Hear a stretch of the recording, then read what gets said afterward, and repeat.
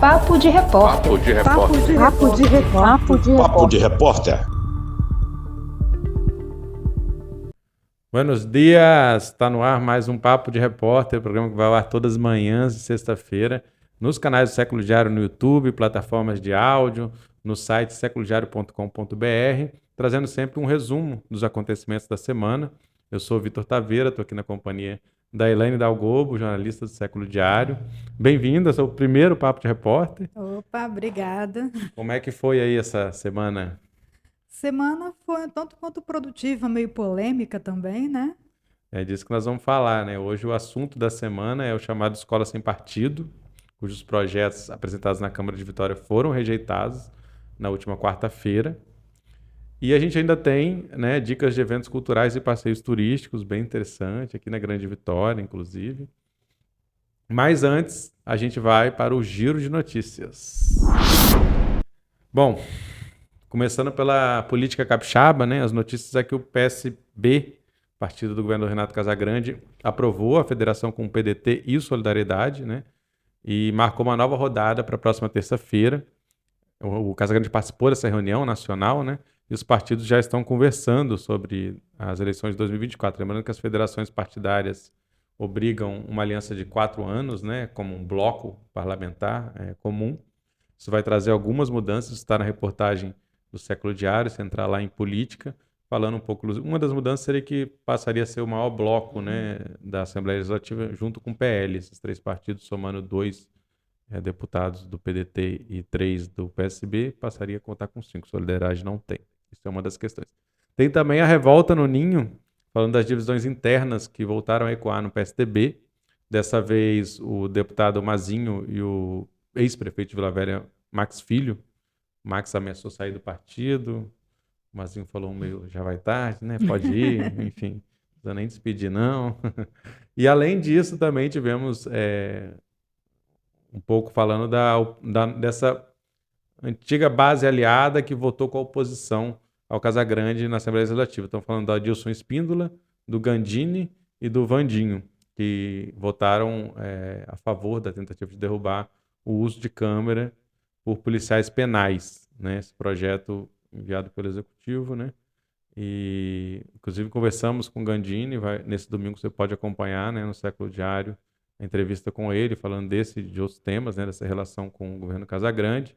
Outra novidade, que o Amaro Neto assume a presidência da Comissão de Cultura da Câmara, apesar do mandato dele não ter se destacado muito, né, ele entrou aí nessa articulação do Republicanos. Apesar dele não subir na tribuna para falar. Né? Exatamente, muito apagado sempre, inclusive assim, foi recordista de votação, né, tanto para a Assembleia Legislativa como para a Câmara, pela figura, né, pública que ele é, como comunicador excepcional, inclusive, né, mas mandatos apagados, inclusive na última ele se reelegeu, né, federal, mas com uma votação bem menos expressiva, quase metade da primeira eleição dele. Mas consegue esse posto aí de destaque, né? Lembrando que a gente falou semana passada que o Contarato vai ficar na vice-presidência da Comissão de Meio Ambiente do Senado.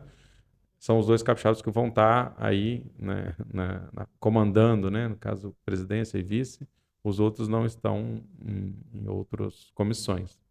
Outra notícia é que a ministra da Saúde, Nízia Trindade, garantiu a sanção da MP da enfermagem, falou que vai ser em breve, que, se não me engano, até essa semana, não é isso a promessa? O que o COFEM divulgou ontem é que já está na mesa do Lula para ele assinar, para ele sancionar. A expectativa é que seja ainda essa semana, ou seja, até amanhã, que já é sexta-feira, e vamos ver, porque isso aí está sendo bem aguardado pela categoria, né? Desde o ano passado tem sido uma movimentação muito grande, né? Porque teve toda aquela questão da STF suspender a obrigatoriedade do pagamento do piso, e agora a categoria acredita que essa sanção vem para poder acabar com a suspensão, e vem mesmo para acabar com a suspensão. Eles estão muito ansiosos por isso, estão ameaçando, inclusive, uma greve nacional caso a questão não se resolva o quanto antes. É isso. Outra notícia é uma entrevista, né, com Douglas Krenak, que é o novo coordenador regional da FUNAI, para a região Minas e Espírito Santo, né? Fernanda Kozemenko conversou com ele, ele fala que a FUNAI vai retomar o seu papel de defender os povos indígenas. Então, ele é um indígena Krenak, né, lá de Minas Gerais, é uma liderança importante, e isso é um fator que tem acontecido nacionalmente, né, dos próprios indígenas ocuparem esse espaço, então ele defende essas pautas aí do Tupiniquim, dos Guarani, dos Botocudos aqui no Espírito Santo, então é muito interessante acompanhar. Aí, passando agora para as pautas e lutas dos movimentos sociais, foi uma semana também bem interessante, né? Uma das notícias é que a sinalização de greve no serviço público geral, né, que aconteceu semana passada, e servidores da saúde também agora estão pedindo um reajuste, né? Quer dizer, criticaram o reajuste anunciado pelo governador Casagrande e também estão ameaçando Inclusive nessa greve. questão da saúde, tem também a questão do piso da enfermagem, né? Exatamente. Porque o Casagrande, ele falou que pagaria o piso da enfermagem a partir de janeiro e até agora nada. Então, uma das pautas é também essa. É isso aí. E outra pauta que apareceu essa semana foi os movimentos sociais debateram estratégias de abertura de diálogo com o Casagrande. Tem uma entrevista lá com o pessoal do Fórum Igreja e Sociedade, que está puxando mobilizações para que ele assuma os compromissos colocados no segundo turno eleitoral, quando ele recebeu apoio de diversos movimentos. Esse foi, inclusive, o tema do nosso Papo de Repórter da semana passada. Quem quiser conferir aí, com o André Carvalho e a Fernanda Cozemenco, discutiu um pouco disso. E aí, entrando para outras pautas interessantes, né? Uma delas é 40 famílias ocupam prédio de escola municipal no centro de Vitória. Um imóvel abandonado desde 2021 e as famílias cobram diálogo com a gestão do prefeito Lorenzo Pasolini. A gente conversou também, além da reportagem do século, né, aqui no YouTube, tem entrevista aí nos canais com a Rafaela Caldeira, que é uma das lideranças. Ela conta um pouco da trajetória dela, né, uma liderança forjada na luta por moradia, e conta um pouco dessas questões, né, da ocupação, dessas dificuldades de diálogo com a prefeitura. Uma coisa que é bem de longa data, né? E a intransigência é tão grande que ficaram 100 dias acampados ano passado, depois de muita luta, Em frente à em frente à prefeitura, né? prefeitura, conseguiram o aluguel social, mas a prefeitura não vai pagar o aluguel social mais, nem vai garantir moradia. Então, Pagou por 6 meses, né? 6 Aluguel social meses. tem sido uma crítica do movimento de moradia, porque ele realmente não resolve o problema, né? Mesmo que seja permanente, que tem alguns casos. Até porque o valor não ga- também não é, permite uma habitação com infraestrutura, né? É precário. uma saída neoliberal, né? Você, ao invés de criar uma política pública para resolver essa solução, você coloca dinheiro que vai para a iniciativa privada, na verdade, né? Para Sim. quem aluga os seus, enfim, apartamentos. Então, o Colégio São Vicente de Paula fica no centro de Vitória, na Cidade Alta. É um colégio que tem mais, né, de 100 anos de história. Foi uma das primeiras escolas aqui de Vitória. E ele está abandonado desde 2021 pela antiga ocupação, né? Ele já estava há muito tempo abandonado. Em 2021 teve uma ocupação de um outro movimento. Eles saíram de lá com essa promessa do aluguel social. E agora outro movimento, a Ocupação Chico Prego, está presente lá. Bom, outra notícia bem preocupante, né? É o dado de que 6 pessoas trans foram assassinadas no Espírito Santo em 2022. Elaine conversou com a Débora Sabará, né, da Associação Sim. Gold, que aponta que a maioria das mortes ocorre por facada e espancamento, mortes sumamente violentas, né? E a Débora, ela é a pessoa responsável em pegar esses dados e encaminhar para a ANTRA, que é a Associação Nacional, né, que faz esse dossiê todo ano. E aí ela destaca bem, assim, que na verdade há subnotificações, né?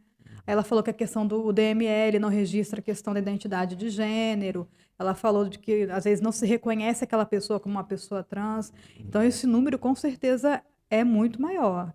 Exatamente, preocupante. Outra notícia é sobre o PL, projeto de lei, né, da política estadual dos atingidos por barragem, que foi protocolado, projeto da Irine Lopes, do PT, a partir de uma audiência pública que houve com os atingidos, né, a gente fala aí principalmente dos atingidos pela barragem de mineração da Samarco, né, que é quando há uma maior mobilização social, principalmente a partir do movimento dos atingidos por barragens, também trata dos atingidos por barragens hidrelétricas, né, surge daí, mas também no caso da Samarco, uma barragem de mineração, tem tido uma forte debate. Recentemente foi aprovado, depois de tantos anos, né, do crime, a questão de uma assessoria técnica, né, independente que possa avaliar, né, para os atingidos o real impacto, os valores de indenização, enfim, as políticas de reparação também, né, das pessoas, dos territórios. Depois de muita luta aconteceu isso e agora essa PL, esse projeto de lei, vai tramitar na Assembleia Legislativa uma demanda antiga, né, dos atingidos por barragens, não só no Espírito Santo, como no Brasil, de que se construam leis, né, claras para falar sobre essa questão. Tem também uma matéria sobre a questão do defeso, né, os pescadores estão reivindicando a falta do seguro defeso, né, que é uma garantia para os pescadores em momentos que tem proibição, né, de pesca. Eles têm um auxílio por conta disso, né? Camarão, lagosta, peixe, e eles estão reclamando que não está havendo. Aí, falando um pouco de meio ambiente, a gente teve uma ação na Inglaterra que está correndo com mais de 700 mil vítimas processando a BHP, que é uma das empresas, né, sócia da Vale E na responsável, Samarco, né, né? pelo rompimento da barragem, pelo crime ambiental. Então, você pode acompanhar um pouco de como é que está tramitando isso a nível internacional, né, que impacta direto aqui no Espírito Santo, né, onde tem vítimas. Está sendo uma ação coletiva que está pedindo 230 bilhões de reais, né? Outra informação é sobre moradores que estão denunciando a prefeitura sobre o desmatamento de uma área de proteção em Praia Grande, Fundão. Então, fala que a abertura dos valões no local foi um mote da campanha do vice-prefeito, porém a mata evita alagamentos, né? Então gera outros transtornos lá. E aí, antes de entrar no assunto da semana, que fala sobre educação, temos outras duas pautas do tema educação. A primeira é o protesto dos estudantes pela revogação da reforma do ensino médio, manifestação que aconteceu na Praça Costa Pereira, dentro de um calendário de mobilização nacional, né? Aconteceu em Vitória, no centro de Vitória. Esse ato também aconteceu nessa semana, um ato em memória, né, cobrando justiça pelo crime contra a vereadora do Rio de Janeiro, Marielle Franco, né, do PSOL. Esse ato também aconteceu na Praça Costa Pereira. E aí, Elaine, você acompanhou mais de perto essa questão da reforma do ensino médio, né? Como é que Sim, tá? os estudantes, meio que de maneira independente, sem estar numa organização, uma entidade, nem encabeçando, eles fizeram esse ato na Costa Pereira pela revogação do novo ensino médio, né? O Ministério da Educação abriu uma consulta pública sobre a questão. E a minha opinião é que realmente tem que revogar. Quando aprovaram lá no governo Temer, eu achei um retrocesso muito grande, porque eu lembrei muito da minha época de ensino médio. Eu estudei sempre em escola particular, então eu sou uma privilegiada. Meus primos estudavam todos em escola pública. E eu não entendia, eu já naquela época, por que meus primos só tinham a opção de fazer no segundo grau, que chamava na época, né?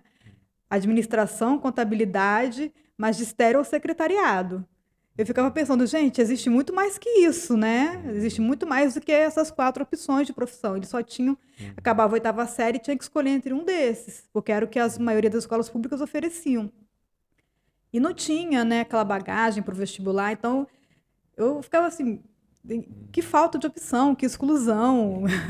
E aí, quando aprovaram o novo ensino médio, eu falei assim, gente, a gente voltou para aquela época, né? Aquela época que você tem que o estudante da escola pública, ele tem que, tem só X, Y, Z para você, escolhe isso aqui e nada mais. Você não pode galgar uma universidade, você não pode escolher qual curso fazer de fato, né? Então, acho que realmente o governo Lula ele tem que encampar, sim, essa questão da revogação do novo ensino médio. E essa é uma das críticas, né? Essa falta de opção é uma das críticas dos estudantes. É a falta de opção, é a falta de disciplinas que estimulem o pensamento crítico. Eles estão se sentindo assim, aprendendo coisas, perdendo tempo, vamos dizer assim. Teve um que classificou umas aulas como encheção de saco. Eu fiquei pasmo, porque o menino falou que ele está tendo aula de forró, disciplina de RPG. Qual o sentido disso? Pois é, disfarçado de modernização. Pois é. O forró está substituindo a educação física? Sem sentido, né? Porque eles não têm aula de educação física, mas têm aula de forró. Mas o forró não substitui a educação física, sabe? E assim, mais uma notícia sobre o plenário do Tribunal de Contas do Espírito Santo, TCE, aprovou a exclusão de um termo de ajustamento de gestão de 25 escolas do campo, né, de assentamentos, desse TAG, Termo de Ajustamento de Conduta, que prevê que municipalize a oferta dos anos iniciais do ensino fundamental. Então, os movimentos do campo, o Comitê Estadual de Educação do Campo do Espírito Santo, Comércios, tem protestado, né, em relação a isso, porque essa municipalização poderia ou precarizar ou até levar ao fim, né, dessas escolas que já vêm sofrendo inúmeros ataques. Então, 25 escolas foram retiradas desse termo, mas ainda tem 50 escolas. Uma vitória parcial, né, o Movimento Sem Terra, né, comemora, e outros movimentos ligados à educação no campo. Então, foi uma vitória parcial que ainda continua essa luta aí pela frente. Você pode acompanhar lá no Século Diário como é que tá e como é que vai ser, né, futuramente. Terminado isso, a gente vai para o assunto da semana com o Escola Sem Partido. Bom, o projeto foi rejeitado, como a gente falou, na Câmara de Vitória, na manhã da última quarta-feira, numa sessão bem tumultuada. Bastante. A gente tem uma imagem aqui trazida é uma charge do Mindu Zinek, um artista da Serra, né? Que traz o André Moreira, vereador do PSOL na tribuna, que foi um dos principais né, opositores desse projeto. Na verdade, esse desenho é baseado numa foto mesmo, né? Uma foto assim, ele sintetizou essa foto com alguns elementos mais, né? Que é uma foto em que o André está com assim, o punho erguido, né? E o Davi está lá no canto, assim, Olhando cabisbaixo. Meio cabisbaixo, né? Ele botou, né? Como um bom chargista, exagerou um pouco, né? Botou o Davi chorando e tudo mais, mas assim, o Davi era o autor de um dos projetos, né? São 2 projetos, e foi derrotado, né? Foi uma derrota significativa, na verdade, né? 8-4, né? Teve os dois projetos. Você quer explicar um pouquinho do que são esses projetos? O projeto é uma novela que começou em 2017, quando o projeto foi aprovado pelo Davi Ismael.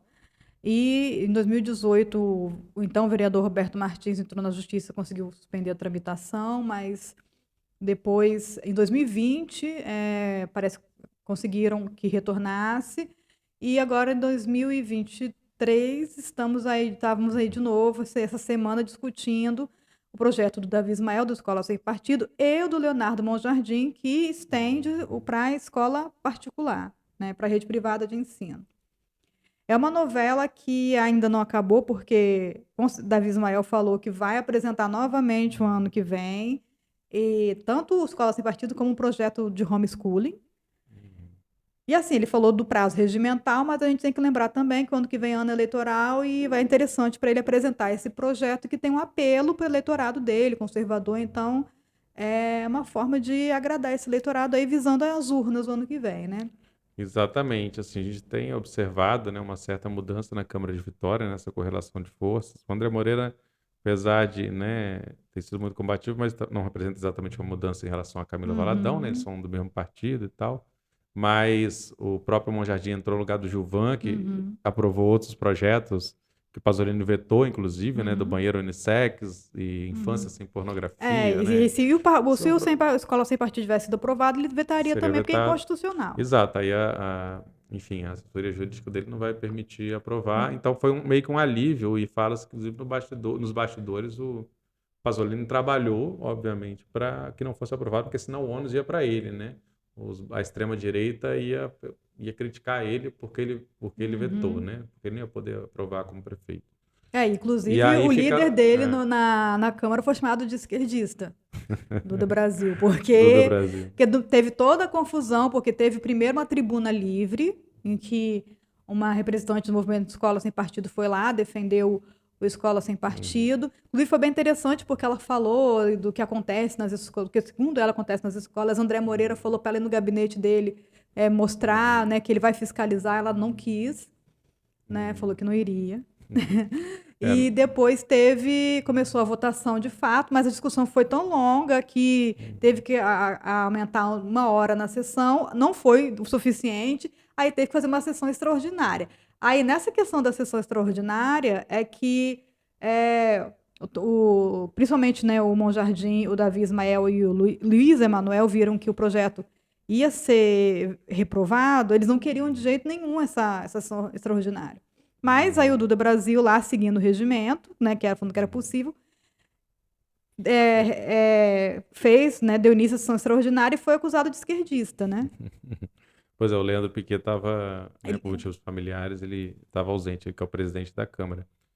E assim, na verdade, é importante ter em conta o que é o programa Escola Sem Partido, né? Ele é criado desde 2004, está aí na cena, na verdade, mas mais nos últimos anos tem crescido, né? Que é uma agenda nacional da extrema-direita, não é um projeto único de Vitória. Teve um mapeamento da Frente Escola Sem Mordaça, que é uma resposta, né, ao Escola Sem Partido, que mostrou que de 2014 a 2020 foram apresentados 237 projetos, a maioria municipais, né, municipais, estaduais, federais, e 23 projetos no Congresso Nacional. Inclusive, um deles foi do Magno Malta, quando senador na antiga legislatura, que ele apresentou e depois retirou, né? Esses projetos, eles não conseguem nem passar da Comissão de Constituição e Justiça, né? Porque eles são realmente inconstitucionais, tem várias argumentações, né, que são feitas. Então, assim, apesar dessa mudança da correlação de força que eu estava falando, né, com o Monjardim no lugar do Gilvan, que dá até uma amenizada ali no plenário, a gente tem o Chico Rosquen, que entrou provisoriamente, ao menos no lugar do Armandinho, que está preso, né, por apoio a manifestações antidemocráticas, e teve o Vinícius Simões, que é oposição, que entrou no lugar do Deninho, que era um era a aliado de situação, primeira ordem era. de Pasolini, né, um dos principais aliados. Então, assim, essa configuração também está mexida, mas aí teve essa movimentação do Pasolini. Então, assim, é um projeto que ele se baseia na ideia, né, de uma educação neutra, né, que não Todo existe, o que né? falaram lá foi sempre neutralidade. A gente não tem lado nenhum, a gente não quer nenhum lado. A gente tem que informar, tem que passar a informação para o aluno, mas neutralidade não tem nada, né? E também o desconhecimento do estudante como um ser pensante, né? Sim, Porque exatamente. o estudante também é crítico, né? Assim como os professores são críticos, o estudante também tem capacidade de julgar. Também a escola, a ideia de que né, a escola não, tem que educar de acordo com a família de cada um. E não é isso. A educação ela tem uma lei de diretrizes e base, ele tem programas construídos Sim. nacionalmente e ele é baseado na diversidade, no respeito. Todas as regras estão lá colocadas, né? E Então, um dos exemplos segundo Davi Ismael, de que tem doutrinação na escola, foi um caso de 2017 que ele falou, quando numa escola que funciona num prédio da Igreja Batista, né, que é alugado para a prefeitura, o pastor pediu para tirar um painel com bonecas Abayomi, né? E aí o Chava falou que aquele painel era uma doutrinação, mas gente, a boneca Abayomi ela é um símbolo de resistência à escravidão, né? e E por faz parte, inclusive, né, da lei de ensino Exato, da porque tem a história 10.639, afro-brasileira. que fala da questão da cultura, história né, da África. E por que a gente não pode falar da resistência dos negros e negras, sabe? Por que tem que Exatamente. apagar essa história? Isso aí não é neutralidade, você tem um lado. E é o que o André Carvalho falou aqui semana passada, né? Eles usam essas pirotecnias, né, de apresentar projetos que são absurdos, que não são constitucionais, que não acrescentem nada, né? Para aparecer, para fazer sua mídia, para jogar para sua plateia de extrema direita, né? Sim. E reforça isso, né? A plateia de extrema-direita Pra, é ela que o Davi está visando ano que vem para apresentar vai novamente esse apresentar de novo, projeto. vamos ver, né?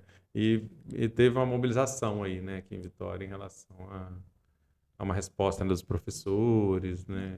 Eles rearticularam o movimento pela democracia nas escolas, que tinha surgido em uma outra ocasião, não estou lembrado agora, mas estava meio desarticulado, eles rearticularam. Importante. Bom, vamos passar então para o bloco de rolê, com as dicas para o fim de semana. Bem, hoje, sexta-feira, 17 de março, tem inauguração do Na Escadaria, um novo bar no centro de Vitória, em plena Rua 7, uma das mais boêmias aí do bairro. Vai ser Bom saber. a partir das 18 horas. O endereço é Rua 7 de Setembro, 1926, colado ali na Escadaria da Piedade. Vai compor o circuito ali, né? Zilda, Zilda, Panela, quem Panela. conhece aquela região, é bem próximo ali. E Rominho e tudo mais, né? Vários bares, então quem quiser conferir essa novidade, cola por lá. Vou lembrar que também hoje, né, é o chamado St. Patrick's Day, uma data muito popular, principalmente na Irlanda, e que essa tradição se espalhou pelo mundo. Então, é, nos pubs da Grande Vitória costumam celebrar com festas especiais, temáticas, regadas a muita cerveja verde. Você já tomou cerveja verde? Você Não, nem não toma bebo nenhum cerveja. tipo de cerveja. Enfim, tem o mesmo gosto, mas é verde. Mas é legal, uma data especial. Então, se você curte uma boa cerveja, curte esse espírito do St. Patrick's, procure seu pub, cervejaria favorita. Eu vou dar alguns exemplos aqui, que foi uma sugestão do amigo Felipe Fernandes, que vão ter essa festa temática na Cervejaria Trindade, na Ilha de Santa Maria, a Half Beer, na Praia do Suá, e o Motorrockers Pub, na Praia do Canto. Então, é uma opção para quem quer curtir. Outra opção que a gente falou na semana passada como a nossa dica cultural, que é São José de Queimado, aqui na madrugada de sábado para domingo, 19 para 20 de março, vai ter a caminhada dos zumbis contemporâneos, saindo de Serra Sede, meia-noite, é isso mesmo, sai, caminha, meia-noite, tem uma parada, e de manhã chega lá nas ruínas da igreja de São José de Queimado, que é um dos símbolos mais importantes das revoltas dos povos negros escravizados aqui no Espírito Santo. Vai ter aquela celebração lá durante... Vai ter. É linda, Eu maravilhosa. nunca fui, não. Já Fantástica. fui lá, mas não na Eu não fui na celebração. caminhada, eu fui direto para É uma opção, para celebração. quem não acha que não vai aguentar a caminhada, não é nem tão longa, não. Ela tem uma parada boa, enfim. São 16 quilômetros. Você pode ir 9 da manhã lá em Queimado, entre 9 e meio-dia, vai estar acontecendo as celebrações. E cadê aqui? A dica de passeio da semana vem puxada aí pela coluna Cultura Arte, que agora é assinada pela Elaine, que trouxe como destaque na semana passada uma conversa com o jornalista Felipe Lemos, que é o novo secretário de Cultura da Serra. Mas, além disso, a coluna fala sobre o novo visual do Mirante do Morro do Quadro, em Vitória, né, que durante as atividades do Movimento Cidade, que teve na nossa agenda da semana passada também, como parte da programação do Festival MC Favela, recebeu uma decoração toda feita de tampinha de plástico reaproveitados a partir de um projeto da galera da cidade Quintal, que tem um laboratório criativo de reaproveitamento de plástico. Então, ganhou um novo visual. Quem não conhece, né, tem vistas muito bonitas ali. Vou lá naquela conhecer, região. um projeto, o Cidade Quintal tem projetos muito bacanas, né? Também tem aquele projeto do Banco de Tampinhas lá no São Benedito. Isso aí vai ser uma dica em breve aí. Em breve.